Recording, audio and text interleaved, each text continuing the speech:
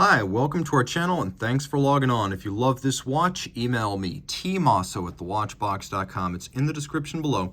Your purchase and pricing email question line for buying this or any watch you see on any of our platforms. Reach out to me directly, email tmosso@thewatchbox.com for pricing. Today, we're discussing a watch that launched back in 2018. At face value, this was a wonderfully refined continuation of the long-running Breitling for Bentley partnership. Oftentimes, the watches previously had been very much in the spirit of the automobiles, but a little bit too bombastic for the tastes of luxury watch collectors. Well, this is not a compromise so much as an optimization. The Breitling Premier B01 Chronograph 42 Bentley British Racing Green, 42 millimeters in diameter in stainless steel with lovely touches throughout. This is co-branding done right. 42 millimeters in stainless steel, it's 14 millimeters thick from lug tip to lug tip, 49.6 millimeters with a 22 millimeter spacing in between the lugs. When I throw it on my wrist, which is 16 centimeters in circumference, it's a large watch.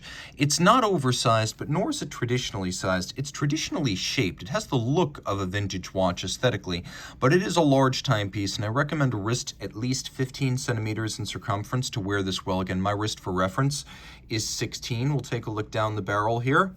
Take a look at the cuff shot. Although it's not thin, there's nothing about the case flank that would cause a sleeve to get hung up. And then over the top, you can see the lugs are just about out to the edge of my wrist. So I really do think 15 is the smallest wrist that could wear this. Really 16 or larger for best results.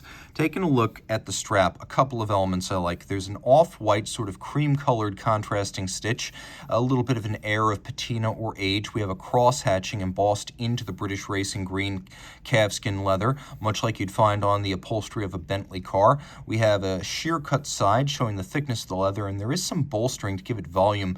Calfskin on the bottom, bright yellow. You can't see that when it's on the wrist, but you will note that it's a brand new Breitling factory strap with no crimping and no gouging.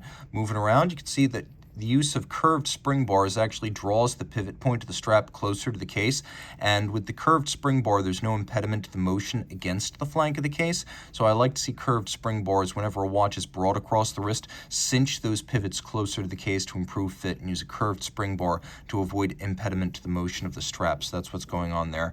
We have a single full deploying clasp, twin trigger release. You can see externally it has a combination of polish and satin for contrast. Single fold deployant, it's polished internally.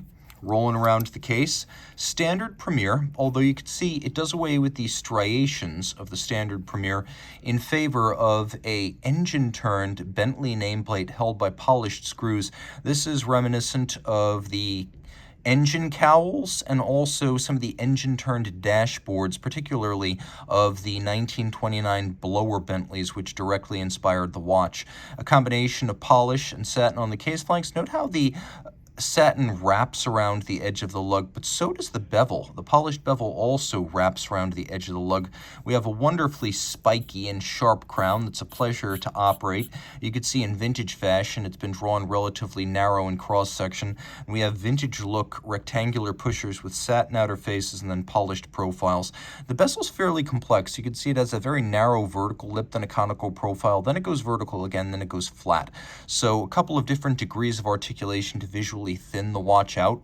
And then the crystal is designed to look like a 1950s Breitling Premier plexiglass. It is sapphire though. It's the camber and the curvature that gives it that sort of distortion effect off axis, not to the extent of a plexi, but not bad for a sapphire, so scratch resistant with some of the charm of a thermoplastic. The dial probably doesn't come across great on camera, and that's a shame because it's a beautiful sunburst metallic British Racing Green. It's definitely more metallic and lustrous than standard BRG. We'll do a quick loom shot here just to clear up any confusion about how much or whether this watch is luminescent.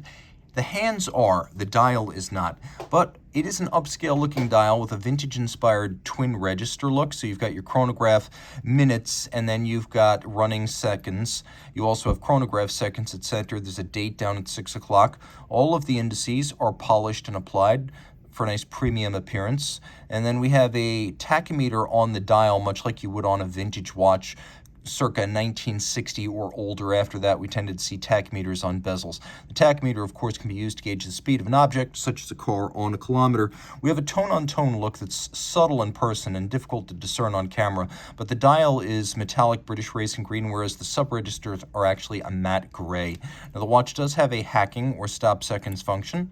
It also has a quick set system, so if you wish, you can rapidly cycle the date using the crown. Surprisingly, for a watch that's styled after a vintage dress chrono, it does have quite a bit of water resistance. At 100 meters, put it on a different strap, you could take it swimming.